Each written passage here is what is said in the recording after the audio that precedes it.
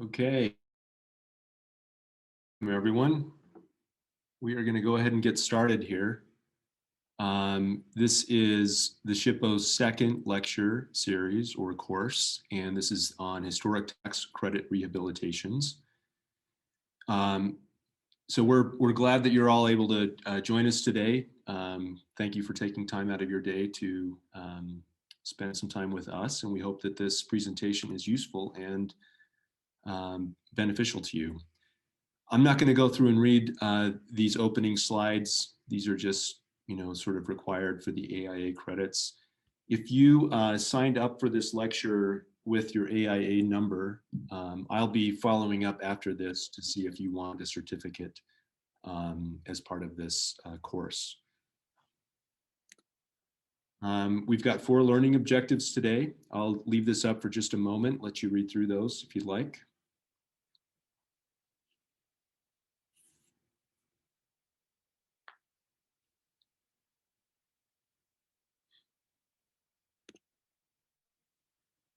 And just a quick description of the course. This is really kind of focusing on federal tax credit projects and how to apply the Secretary of Interior standards for rehabilitation so that you can execute a successful tax credit project, whether it's a federal project or a state project. And we'll be talking about various issues regarding this. But with that, today, I'll be presenting. I'm Steve Cornell, and I'm the historical architect here at SHPO. And I'm joined by Amber Anderson, who's our tax credit coordinator, and Corey Jensen, who is the National Register coordinator. So with that, I'm going to hand it over to Amber, and she'll talk to you all about tax credits. All right. Hi, everyone. I'm Amber. I manage both the state and federal tax credit programs for our office, for the SHPO office. The next couple of slides are repeats of what was in our presentation last month. So just in case anyone wasn't there, feel free to read through them. I'm not going to go into them as in depth as I did last time, but I am going to give just a brief overview of what the 2 programs are. So there's a state program, which is for residential buildings, and a federal program, which is for income producing buildings.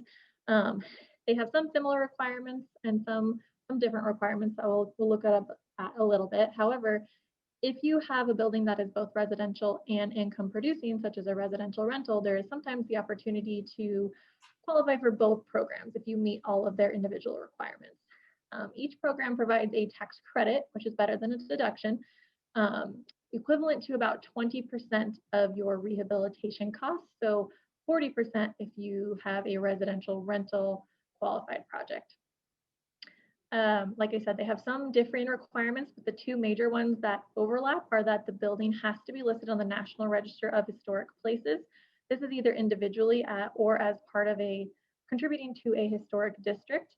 And they don't have to be listed when you start the project or even when you finish it. They have to be listed within, I think both programs require within 3 years of finishing the project, but it's always smart to have a good idea of whether or not it's going to be eligible for listing before getting too far down this path. The other shared requirement is that both programs require all of the work, interior, exterior, on the site, all of the work to meet what are called the Secretary of the Interior standards for rehabilitation. And I'm going to go pretty in depth into these a little bit later, but those apply to, like I said, interior, exterior, the site, sometimes even adjacent parcels if there's a shared ownership situation. It kind of depends on the situation. Next slide.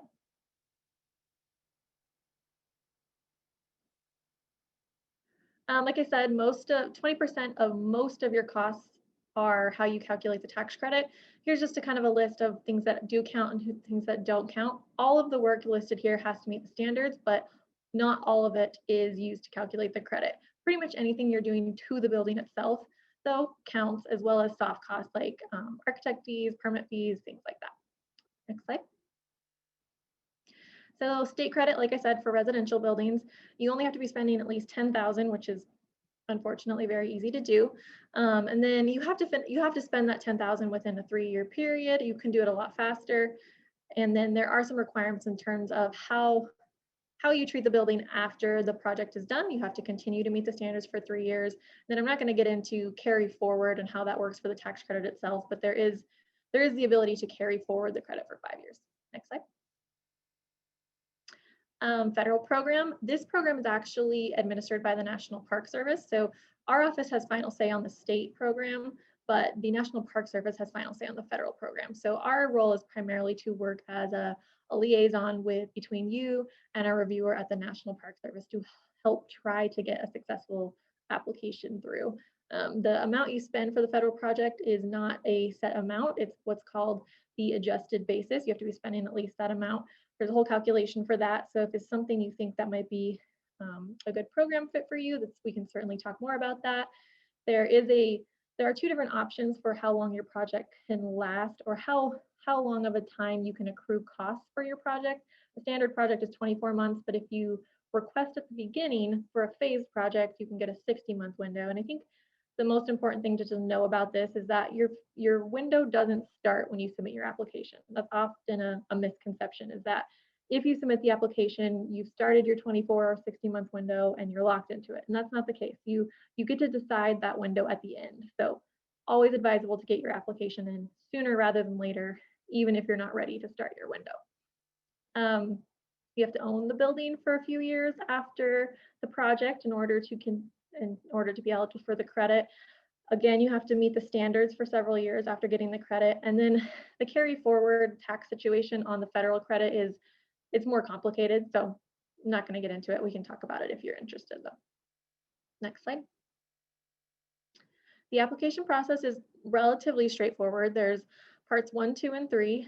Part 1 and 2 are combined for the state program. We just have a lot simpler application process. And then part 1 is not required if a building is individually listed on the National Register when we're talking about federal projects. Really the best thing to do, however, is if you think you have a tax credit project on the horizon, is just to contact us. Don't try to just start the application, just contact us. We can help figure out whether or not you're eligible for one or both programs, whether or not the work you want to do in general might be on the right track, things like that. So it's usually best to just contact first. And then the best piece of advice I can give is do not start the work on the project before submitting a Part 2 work plan, if at all possible. If you start the work before we have a chance to review it, then there's no way to guarantee that what you've already done will qualify, and you could potentially disqualify yourself entirely. So it's really just, when at all possible, getting your project reviewed via the Part 2 before starting physical work is always advisable.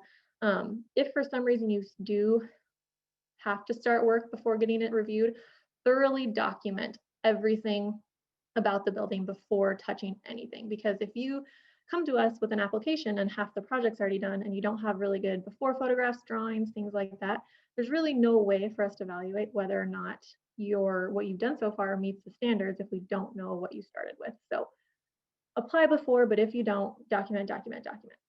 Next slide. Okay, so before I hand it over to Corey for a few minutes, a few more tips for success. The first 2 I just talked about, but another good just kind of mindset to have is be flexible. It's very rare that we get a large, complicated project that 100% meets the standards when we get their Part 2 application. We almost always have to at least make some small tweaks to get it in line with the standards. So just going into it, understanding that you're probably going to have to be a little bit flexible will make things a lot less painful. I'll talk a little bit more about this one when we go over the standards, but having a repair over replacement mentality is also really helpful. A lot of people who aren't as involved in historic preservation assume that old things need replaced. Old windows, old siding, old flooring, things like that. And just looking at it of, can we repair this before getting into whether or not replacement is appropriate is always advisable. Towards the end, Steve's going to talk about building code, but that's also another really important one to understand. It's how building code can be applied to historic buildings, because a historic building is never going to meet modern code fully. So understanding how you can work that system, I guess, is really helpful. And then again, just talk to us. We don't want surprises. You don't want surprises. Keeping us fully aware of what's going on is always a good thing, because we want your project to succeed. So Corey's going to talk for a few minutes about character defining features and period of significance. And those are really important things to understand for tax credit projects, because those are how we evaluate whether or not a project meets the standards. If work affects character defining features of a building, it really needs to be done in a sensitive way.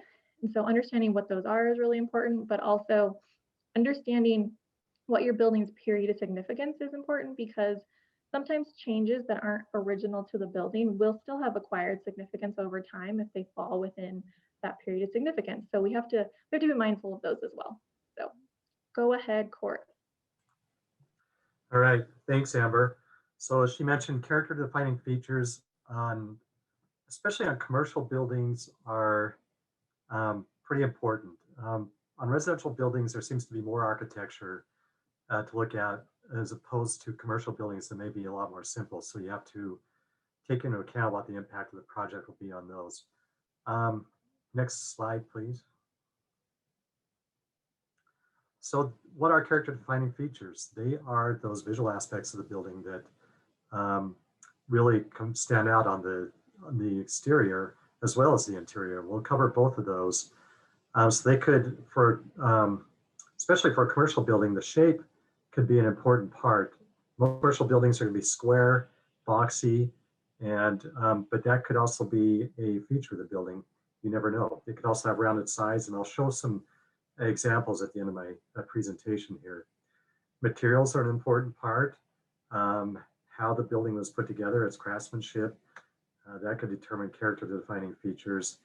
Of course, decorative details is what we think of first for a character defining feature. And I'm just going to use the term CDF to save time in talking. And interior spaces, maybe not quite as important on a commercial building, because most of them are just empty boxes, but some of them have an important space feature to them on the inside. And then we can look at the site, the landscaping, and other environmental aspects. Next slide. So for tax credit projects, you have to be careful on what you are impacting on the building. These are the features that give the building its identity, of course. So the building in this photograph shows several different character defining features. It's a very elaborate Victorian era commercial building. I will show some that are basically brick boxes. And so we have to look at what we're impacting on those plain boxes, making sure we keep what few features there are. These features can be based on the historical and architectural significance, and they can be a feature of the architectural significance in the historic district. As I mentioned, they're sometimes subtle, hard to see, but it's important that we retain all those character defining features when you're doing a tax credit project. And this is something that pops up often, as Amber can attest. In order to make a building work, sometimes the client will want to impact, either remove or replace or alter some character defining features. So we need to make sure that we're not going to do something that will cause the building to lose its historic integrity in that process. Period of significance determines what CDFs should be retained. So next slide. The period of significance, that's what helps determine why the building is significant. A building can be, like 100, 150 years old, but the period of significance may be a short span in that, depending on why it is significant. In most historic districts, the architecture will be the prime reason why the district is significant, and the buildings within that district will help to determine what the period of significance is.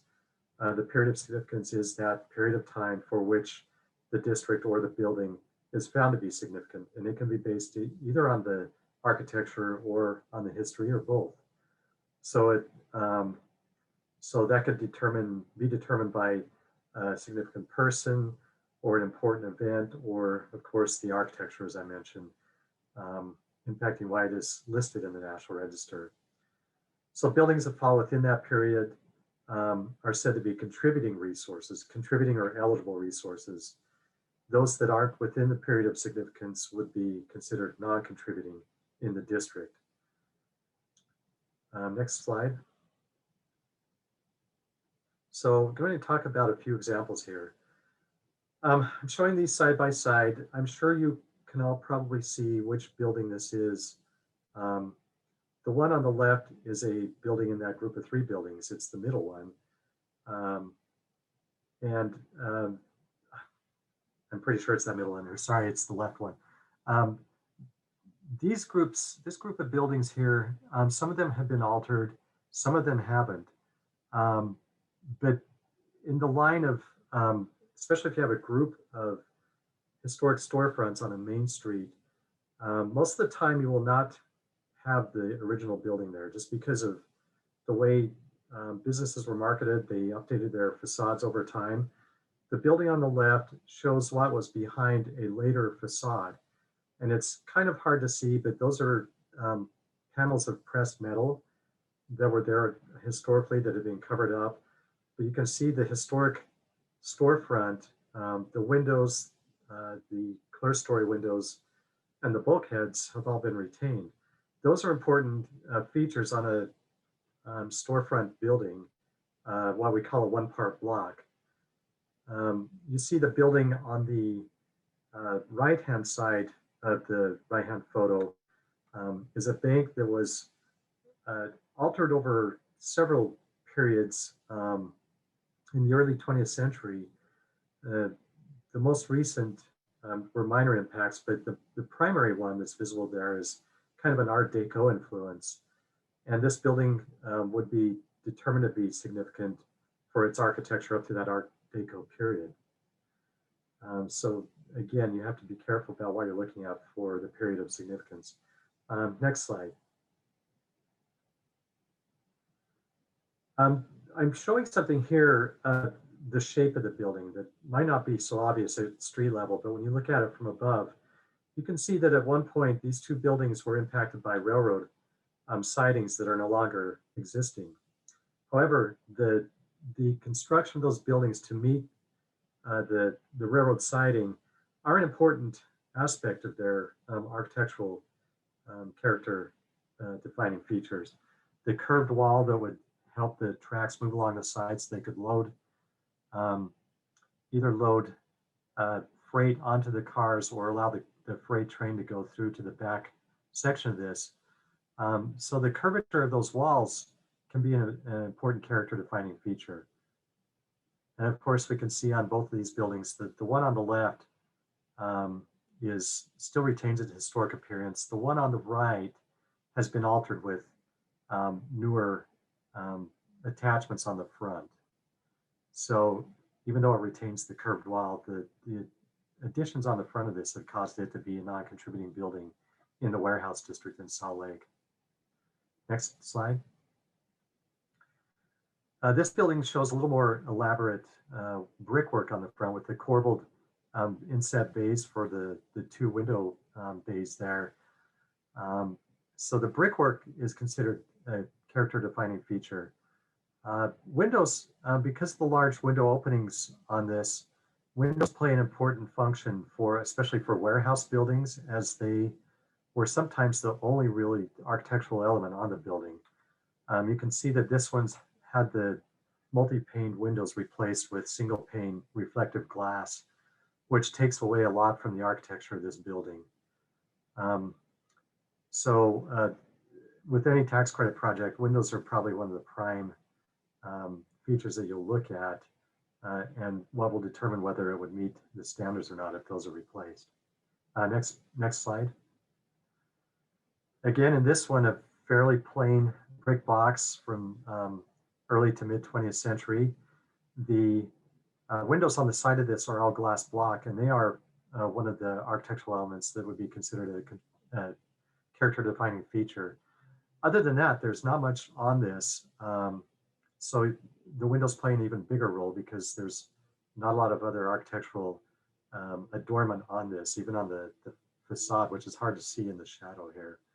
So windows, depending on what they're made of, can especially like with glass block, could be an architectural element that would be requested to be retained. Next slide. And I think this is my last one. Again, a two-story building, fairly plain warehouse type building. But again, the windows on this one are featured. The steel casement factory sash windows are important, as are the bay openings for the garage, the rolling doors. But these also have, well, you can see those white headers over the individual window bays. It'd be important to keep those. The step parapet on this building is also an architectural element. It just shows you that even though you might have a plain facade, these smaller little features really tell a lot about the architecture. They help identify what the use was, but again, they are the primary architectural elements and need to be retained for a successful tax credit project. And I think that was my last slide. So we'll move back on to Amber. Hey, Corey, there's one question real quick if you want to answer this. Are the buildings you're showing here listed or eligible for the National Register? Most of those are contributing properties. I think all of them are in the warehouse district in Salt Lake, except for that first slide, which is a building up in Morgan. Those are not listed yet, although there is a plan for a historic district. But all the other ones I've shown are, except unless I pointed out that they weren't, if that answers your question.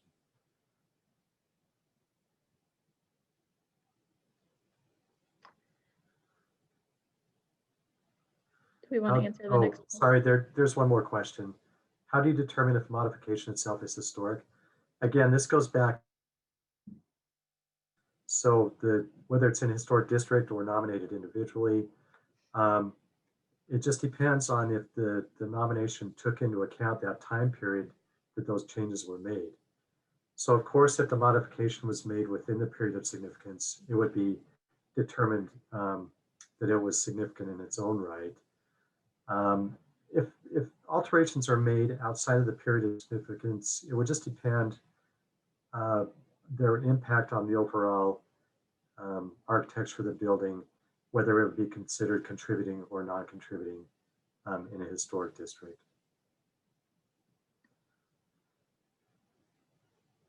Okay. I think that's it. All right, so now we're going to talk about the standards that are required to be followed for both federal and state tax credit projects. And here's our learning objective number 2, if you would like to read it. Otherwise, we can go to the next slide. Okay, so there's actually 4 different types of standards. They're all for the Secretary of the Interior's standards for the treatment of historic properties. If you haven't seen this very sizable book, we can probably get you a copy, a link to the digital version. But so there's standards for preservation, rehabilitation, restoration, and reconstruction. But we only look at the rehabilitation standards for tax credit projects. And these acknowledge that as buildings evolve, as time goes on, they sometimes need to be altered and added onto in some ways in order to keep them usable and appropriate for modern use, but still being sure to maintain the historic character of the property. Next slide. So here are the standards, but we're going to go into them more in depth individually. So next slide. All right, so here is standard number 1. A property shall be used for its historic purpose or placed in a new use that requires minimal change to the defining characteristics or those character defining features of the building and its site and environment. And so the example on the left was a large open warehouse building. And so some of the character defining features were the interior large open volume of space, the exposed bricked walls, probably the windows, the kind of lack of floor plan or just very open floor plan. And so in this example, they essentially just turned it into a large co-working space. So they probably added some private offices along the edges. They may have added a mezzanine along the end. It kind of looks like we're seeing here in the upper part of the photograph in order to increase square footage for some more office space. But for the most part, they maintained that that industrial kind of exposed character defining features. They maintain that large open volume of space. So this is just a good example of a use that really does a good job of meeting standard number 1. And then the example on the right, unfortunately, is a bad example of how to meet standard number 1. And I guess I'll just pause here to say, if any of these are your projects, I do apologize. It's not a personal judgment of work or design that was done. It's just whether or not it meets standards. It's not a judgment otherwise. So the building on the right, it was a historic church building. So it had very large open, worship space. The walls were finished. Obviously, it had these very distinctive windows. And so they turned it into apartment buildings, which meant that they not only chopped up the space in horizontal ways, but they also chopped it up in vertical ways. So now you have a bunch of little apartments inside of this, what was a grand open space. And then they did expose the brickwork on the walls as well, which a finished church space, the finished walls would have been a very important character defining feature, because a historic church would never have had exposed brickwork. So exposing the walls definitely doesn't meet the standards in this situation, as compared to the one on the left, where historically they always would have been exposed. So keeping them exposed was the best thing to do. Next slide. Okay, standard number 2 is that the historic character of a property shall be retained and preserved. The removal of historic materials or the alteration of features and spaces that characterize a property shall be avoided. So Corey talked a lot about exterior character defining features, but there are definitely interior character defining features as well. And this is an office building downtown you may or may not be familiar with, but historically and up until recently, it had the same floor plan from second or first level up through the top, had like a very defining corridor that the offices were off of. All of the finishes were complete, so plaster on the walls, woodwork, wainscoting, things like that. And so on the right, you can see what they did on at least one of the floors. I'm not sure if they did it on others, but so they completely obliterated the floor plan. So the floor plan is not really recognizable anymore. They not only removed the walls, but they also removed the ceiling, so that kind of encapsulated office volume of space is no longer there.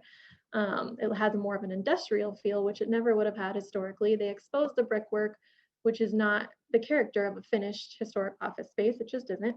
They also got rid of some of the woodwork. If there was any intact flooring, I think that's gone. So just a good example of a lot of different ways that would not meet standard number 2, as well as some other standards. Next slide. Okay, standard number 3 is that each property shall be recognized as a physical record of its time, place, and use. Changes that create a false sense of historical development, such as adding conjectural features or architectural elements from other buildings, shall not be undertaken. And so this is actually the same bank building up in Morgan that Corey was talking about. And the first 2 photos, it's not a terrible example of meeting standard number 3, but they did make some changes to the floor plan up in the very primary front of the building that were unsubstantiated by any kind of historic evidence. So that was kind of an example of not meeting standard number 3 exactly. But then the other thing that they did was, and this is not to say that we are against salvaged features, because obviously recycling is a great thing, but the doors that they chose for this building were actually taken from a schoolhouse in North Carolina. So this rural Utah bank building now has doors from a schoolhouse in North Carolina, which is essentially creating a false sense of historic development. So it's cool, I get it, but it doesn't meet standard number 3. Next slide. Okay, so standard number 4 is that most properties change over time, and those changes that have acquired historic significance in their own right shall be retained and preserved. So this is back to that period of significance discussion. And you are probably familiar with this building. It's the Union Block in Brigham City. And the original facade is what you see on the left-hand photo. But then by at least 1912, if not earlier, they had already changed the facade to what you see in the middle. And then it remained that way for a number of decades before several changes to it in the modern era. And then what you see on the far right is what they actually had at the beginning of this project. So the owner originally wanted to restore the building back to the far photograph on the left, the original facade. However, after we discussed this with the National Park Service, it was determined that the middle design was actually the most historically significant because it had been installed in the building pretty early on, definitely within the period of significance, and it had been in place for quite a period of time. So that was a pretty major change, but it had been determined to be more significant than the original facade at that point. So that's the one that we essentially had to go with. Next slide.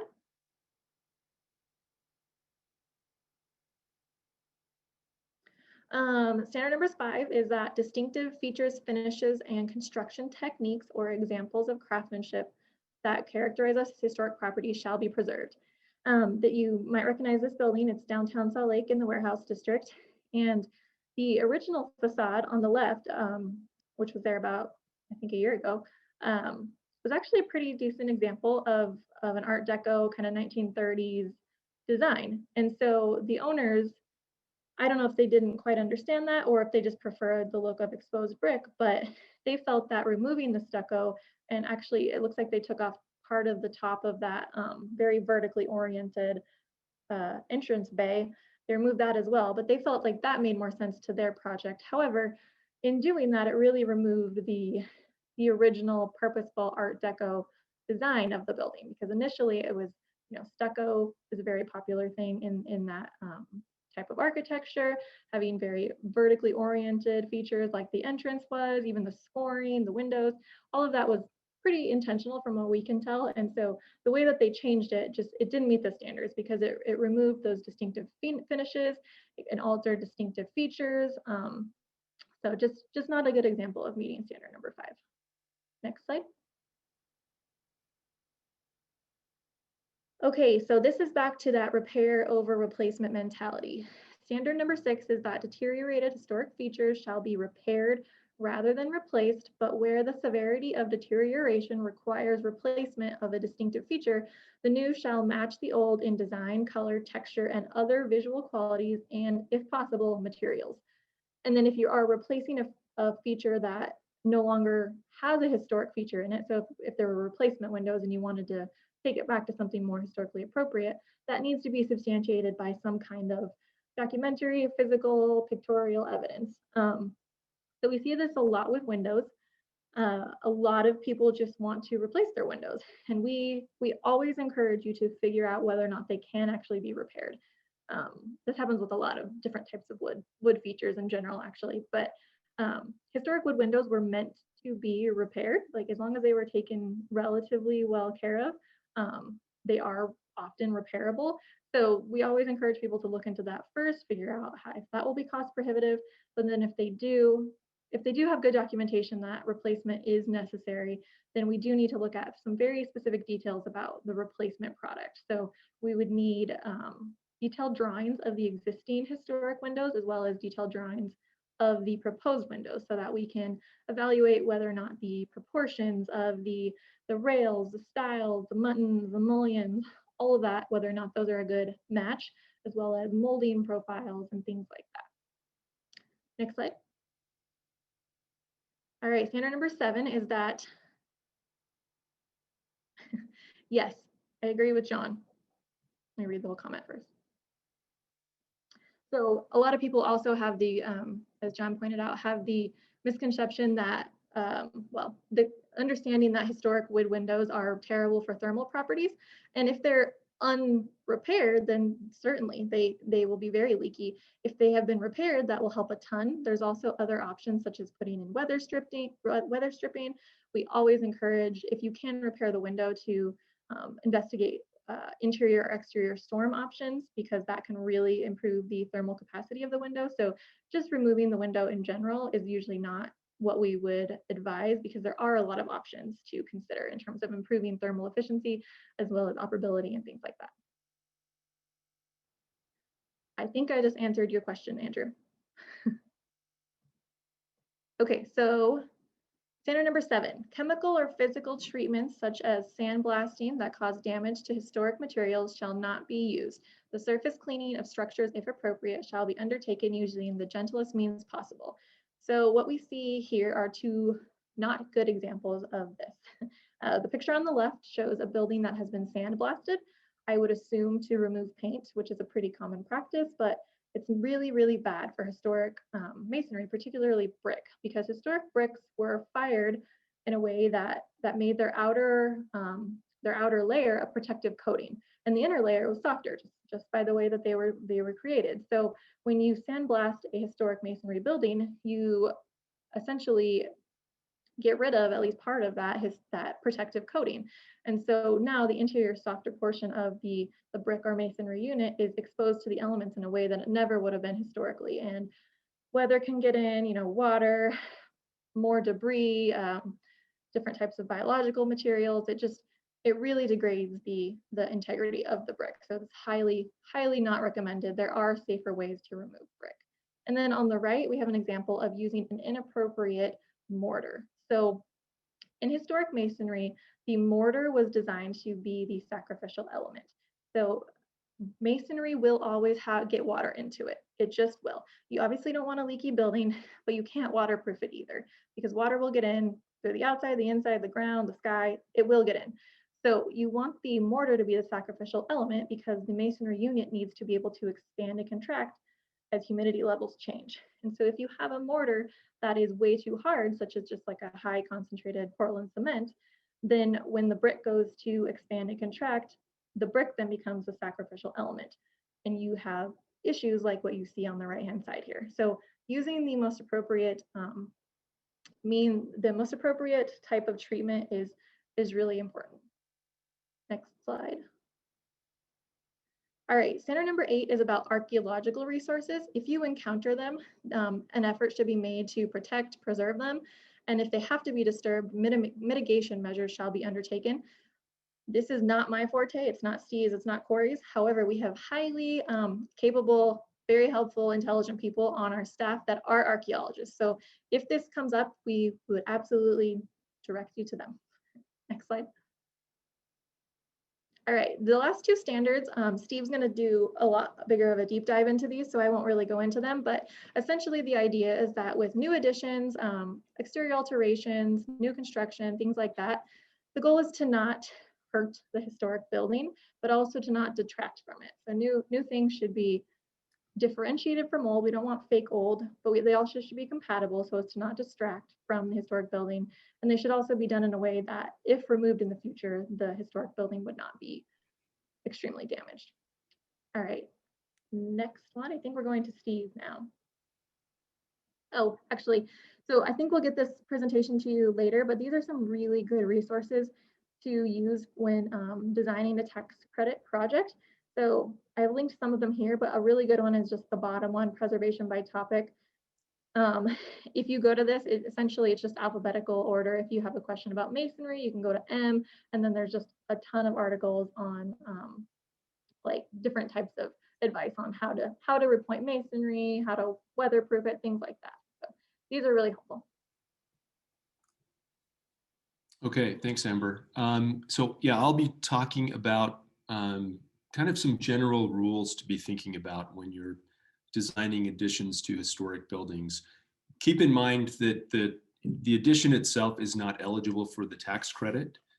So whatever money is spent building that addition, it's not eligible for the tax credit. But if it's part of a tax credit project, the addition will be judged according to the standards. And so we'll go through these two standards and just talk about how to think about, kind of conceptually putting an addition onto a historic building.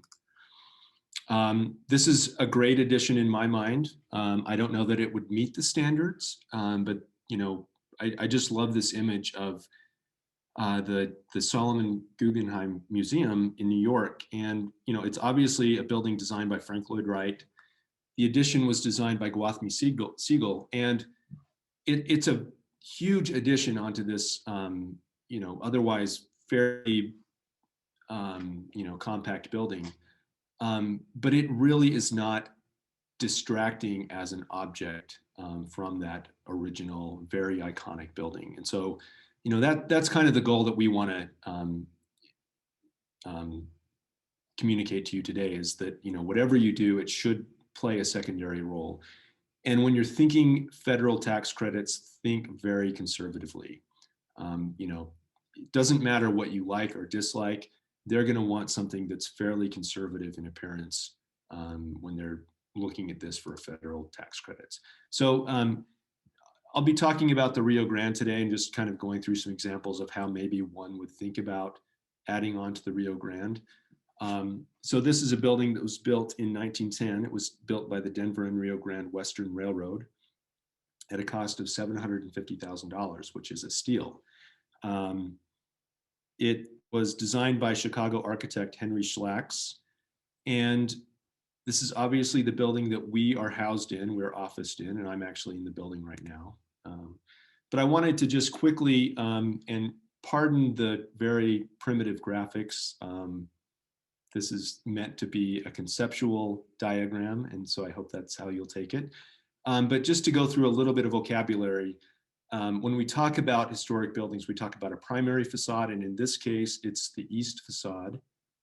We talk about secondary facades, and in this case, it's the north and south facades, and tertiary facades. And in the case of the Rio Grande, it's the west facade at the back of the building. So what to be thinking about when you start thinking about an addition. You know, maybe there's just not enough space to execute the functions or to house the functions that are required by the program. So you have to build an addition to a historic building.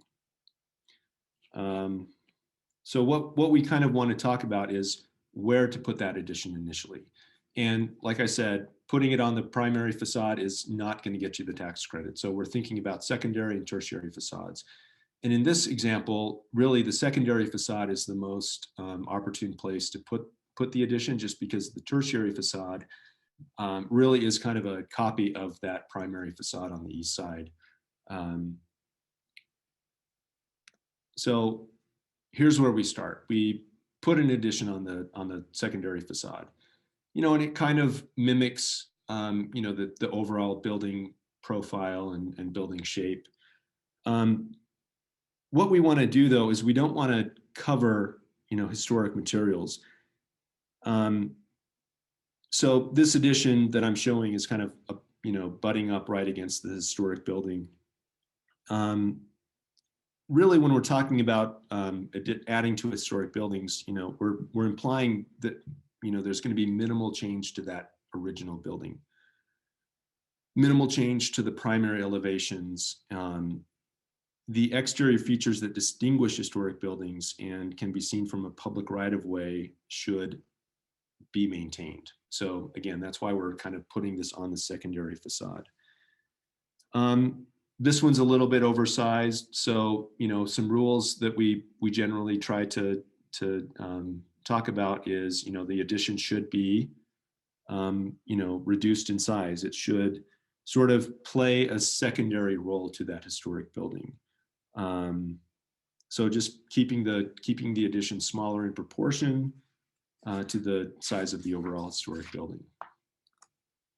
And I'm just showing this kind of transparent view of that addition to point out something on that secondary facade, which is on the main level, right in the center of that facade is a door opening. So that's something to kind of keep in mind as we go through this discussion. But limiting the size and number of openings between old and new by utilizing existing doors or enlarging windows also helps to minimize loss to historic fabric. And an often successful way of doing this is to create, you know, a linkage or a hyphen or a connector or a breezeway, whatever you want to call it. And down on the bottom right, I'm showing an image of that door condition on the south side of the building. So now we're sort of, you know, we're sort of getting closer and closer to meeting the standards of the federal tax credit requirements. You know, and one thing we really stress is that we're not trying to duplicate anything on the historic building, but we're trying to be compatible with the historic building. So, you know, New additions must preserve the building's historic character, and it must be differentiated but not compatible. So in this case, we've sort of removed that hip roof. We've given it a modern flat roof look. We're also trying to avoid designs that unify the two volumes into a single architectural whole. So again, we've sort of separated it from the original building. The new addition may include simplified architectural features that reflect but don't duplicate similar features on the historic building. So in this example, we're sort of pulling some lines, some features from that historic building onto the new facade, string courses, brick lines, things like that. And using materials that are in the same color range, in the value of the historic building. And I'll get to an image in just a second that sort of bears that out. But, using window patterns to define window patterns on the new building. So it's speaking the same language, but it's not necessarily duplicating that original language. So here's just kind of an elevation of the addition next to the historic building. And, it's really beneficial because we've actually got a building that was added to the Rio Grande. Now, obviously, I've sort of, driven myself to this endpoint, but this was a building that was added in the early 2000s. And what you can see again is, this very sympathetic, complementary building to that original building. It's picking up on the window fenestration patterns. It's picking up on some of the material patterns. And even, if we take another look at it on the right, you can see, the bottom half of the building is really kind of mimicking that original terracotta and stone plinth. And, on the upper level, you've got the red brick, which mimics the red brick of the building. So, this in my mind is a good addition. Now, what you're seeing in this image, the addition actually steps out in front of the historic building, but because of that breezeway, I still think this is a good example of, what could be approved as a federal tax credit project. And I just wanted to kind of run through a few other examples of what I consider good additions and what the National Park Service considers good additions. This is the Berkeley Public Library in Berkeley, California. This is by Page and Turnbull. And again, you see some of those same elements being utilized and implemented here in this edition. So there's kind of a breezeway or a very light kind of glassy addition that connects the two together. And then you've got these subtle sort of variations of the original historic features in the new edition. This is I think this edition's great. This is the Congregation Beth Israel Synagogue in Charlottesville, Virginia. And this is by Bruce Wardell and his architects. And in this edition, they sort of used that historic building to generate the form of the new edition. And again, it's connected by this very kind of open, transparent breezeway connection. But, they're picking up on materials, on forms, on window patterns, on, even up there in the gable, that venting, detail is mimicking sort of what's happening on that original building. It's a much more modern looking building, but it's speaking that same language. And again, it's not duplicating it, but it's compatible. It's clearly differentiated from that historic building. So again, this is a good example of an addition to a historic building. This is the Evans Block in Sioux City, Iowa. This is by RML Architects. And this was basically an elevator and a stair addition put on the back of the building. From the front of the building, from the primary elevation, you can't see any of the addition. You can see it from the side, but again, it's a subtle kind of reinterpretation of that existing building in a way that doesn't, again, duplicate. It doesn't, confuse someone as to what's historic and what's new. And it really is fulfilling a functional purpose. It's housing an elevator and a stair so that, now this building has accessible features that it didn't have before. There's great examples and there's bad examples. And, these aren't necessarily tax credit projects. All of these next examples as additions to historic buildings, but they would not meet the standards for rehabilitation. This is the Porter House in New York City, and I won't say who the architect is, but this building on top of a historic building, building to the side of the historic building, it really is changing the overall character of that building. It's detracting from its original, kind of contained box, and now it's creating this new element above and to the side of the building. So rooftop additions are typically frowned upon on buildings that are about 3 stories and less. Once you get above that, sight lines are less an issue from the ground level. So you could do maybe a couple stories on top of the building, but again, it has to do with what you can see from the ground. How impactful is that to the historic building? And this obviously is an example of something that would not be eligible or be approved as a tax credit project. Again, I think this is a great addition to a building. It really serves a functional need. This is Soldier Field in Chicago, and it essentially built a brand new building inside of this historic structure. And I love this juxtaposition between the old and the new. I think it's really great, but as a tax credit project, it just would not fly. The new addition is overwhelming that original structure. It really, again, puts that original structure in a subservient role to that new addition. And this one, which is the Dresden Military Museum, which I think is a fabulous project. It really is an interesting way to add on to an existing building, but again, because it's detracting from that original fabric, it's essentially destroying historic material. This again would not be an approvable tax credit project. And yeah, thanks, Kirk. I know that Soldier Field was delisted from the National Register, so it had some impacts, but the Chicago Bears are happy, so I'm assuming Kirk's happy too. Okay, so I'll jump into building codes and tax credit projects. I'm not going to get into like the technical aspects of the building code, but I want to sort of identify and talk about some issues that you're going to come up against time and time again on historic building projects when you're seeking historic tax credits.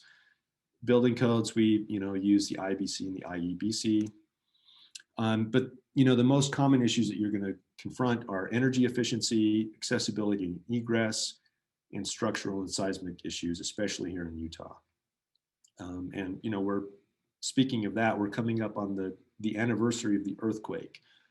And so, we're still sort of reacting to this earthquake that happened a year ago, figuring out where our codes are going, what's going to be required of us in the future. But, we're moving in the right direction.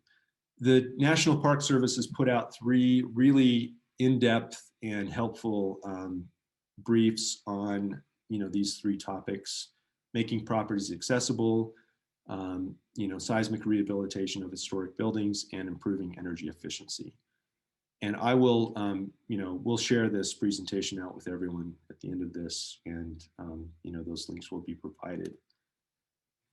But looking specifically at energy efficiency, and there was a question earlier about this misconception that windows are sort of this really inefficient system in the building. That could be true, and many times there are old windows that are drafty and leaky. Windows that have been neglected over time, and maybe they do need to be replaced. But this is a good graphic that shows really kind of where those energy leaks are occurring.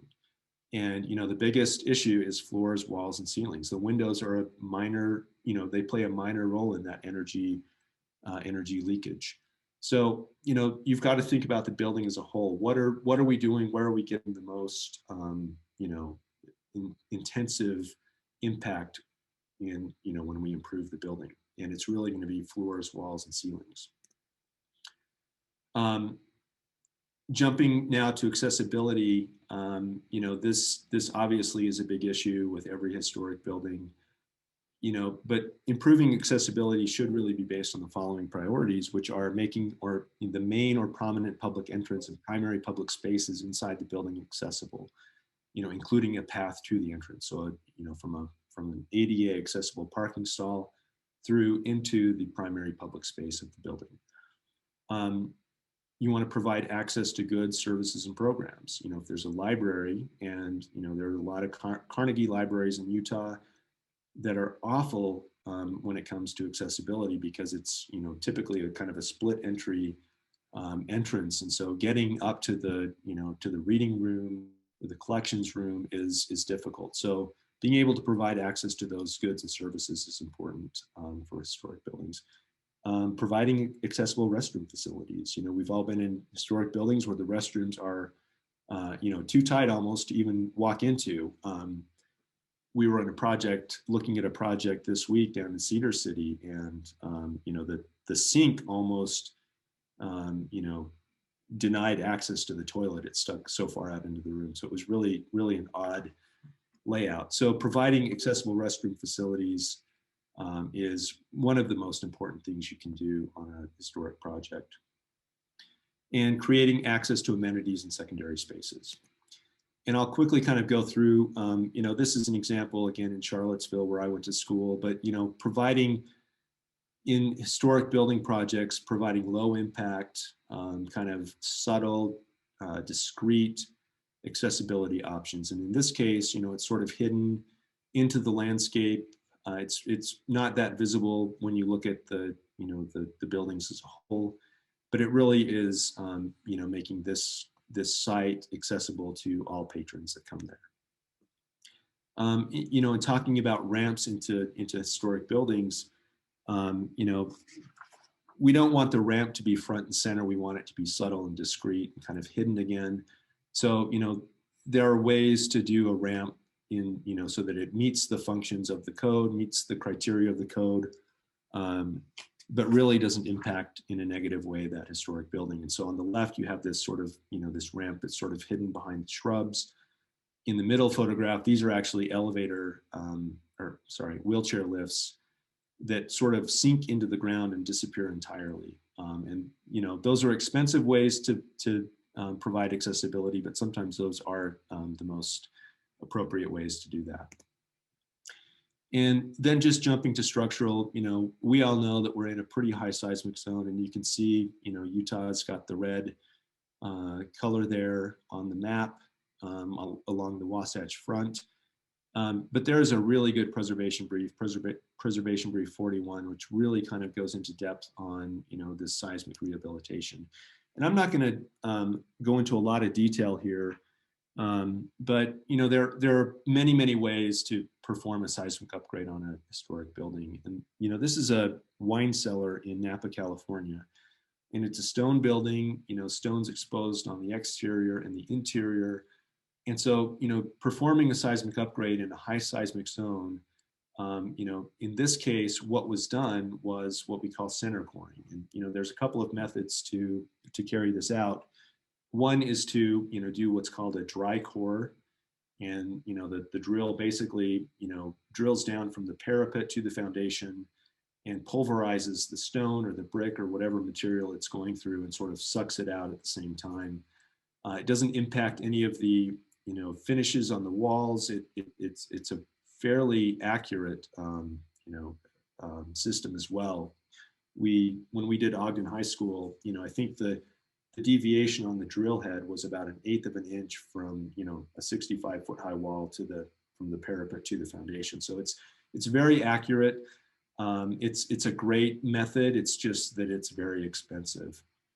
But these are two images of that wine cellar in Napa, and showing kind of on the wall where the cores are going to be located. And there are other methods that we can utilize. There's FRP, which is basically kind of a carbon fiber wrap on bricks and columns. You can put this on brick walls as well to stabilize the wall. We do a lot of shear walls, and on the two images on the right, you see kind of this rebar grid that's getting prepped for the shotcrete that's going to be shot in there, and to create this very rigid shear wall system in that building.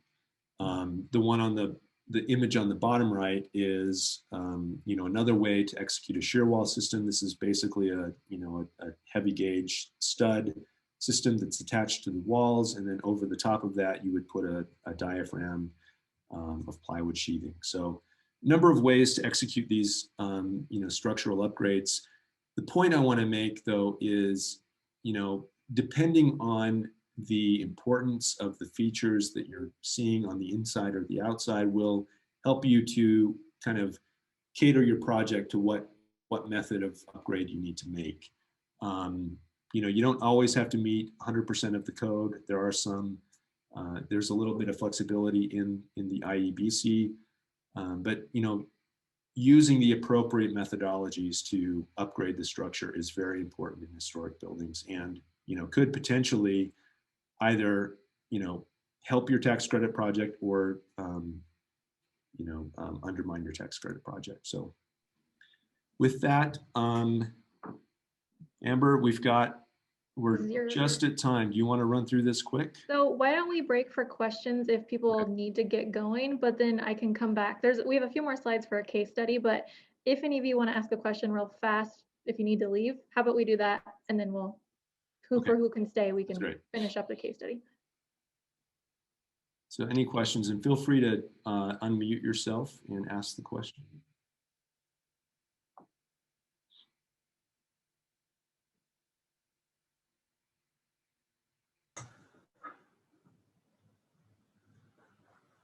It's always good when there's no questions. That means that everyone understands things perfectly. So we had some in the chat, but I think we've addressed all of those. Did I hear a voice? Okay, so if you need to leave, feel free to do that. You'll get credit if you've if you're an architect, an AIA member, we'll make sure you get credit for that. But if you've got a few more minutes, feel free to just stay on, and Amber's going to kind of walk through a case study of a successful tax credit project. So thanks. Okay. All right, so I think we have the contractor for this project here on the phone, so you can feel free to congratulate him later. But so we're going to talk about the Beckstead Butterfield House in Riverton. And next slide. So just a couple of little look at the numbers first. This is a picture of the house, and the overall project cost was a little over 1.5 million. However, the qualified cost that I talked about, so what the credit can be calculated on, was over 1.4 million. So not all the costs, but most of them. So it's a good example of typically have like a good example of what percentage of your costs would be QREs. I think this is a pretty decent example. And so this is both a federal and a state tax credit project, and the full building was eligible for federal. So that meant that they generated about a $284,000 federal income tax credit, which is pretty helpful, I'd say. There were also some residential portions of the building, but the residential portions were not the whole building. I think there were maybe one or two rental units in the attic, perhaps. So they did not generate the whole $284,000 for state tax credits, but they did get some partial amount. It had to be prorated for the eligible portion of the building. Next slide. So I'm just going to go through a few examples of really good things that they did for the building.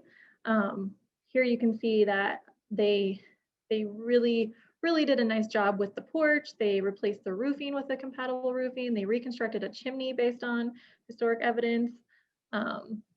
Next slide, we'll look at the porch a little bit more in depth. So there were historic photographs to show that part of this porch was original. The roof had been redone. So they reconstructed the roof in a way that matched the historic photograph. They built a compatible new stair. They reconstructed the railing. I think they were able to salvage the columns. If not, they pretty accurately reproduced them. They opened up the porch, obviously. So you can see how good that this looks, how much more accessible it is. And it was all done in a way that followed the standards because it used historic evidence, it used compatible replacement products, and rehabilitated features that were able to be rehabilitated. Next slide. This is, I thought, just kind of an interesting example of adding a modern feature to the building. In the photograph on the right, you can see that they added some skylights. And the reason that these were approvable and appropriate is that because they're pretty inconspicuous. They're pretty small. They're obviously pretty flushly mounted to the roof, but this is also a secondary elevation. So when looking at the building from the main front or from the corner, because the intersection, because this house did sit on a corner, looking at it from either of those super primary viewpoints, you would never have seen this. Even from straight on, it would these skylights would be hidden behind that projecting gable. So this is just a really good example of incorporating a modern feature, but in a way that meets the standards. Next slide.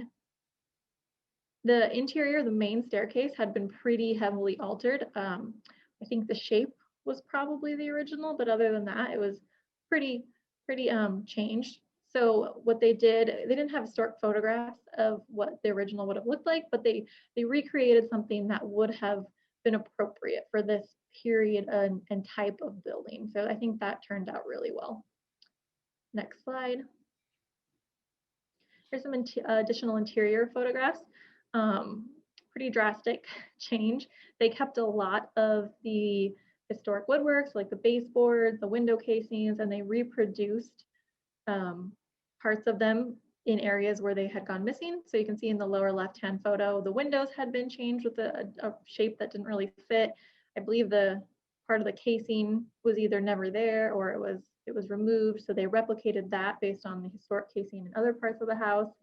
The baseboard is an appropriate product. So a really nice example of these rooms as well. Next slide. And then just quickly, I don't have great after photos of the windows, but this was a project where window replacement was approved. So they did a pretty good job of demonstrating that these windows were pretty far gone. So we always want you to repair if possible, but these photographs show that at least some of the windows were rotted out. There were chunks of wood missing. Like, could they have been repaired? Possibly, but it would have taken a lot of time, a lot of effort, and a lot of financial resources. And so at some point, the scales just don't make sense, the balance. So for this, we've had a really good replacement product. We evaluated all those things I talked about, like the proportions and the molding profiles and all of that, and they were determined to be a good replacement for the originals. And I think that's it.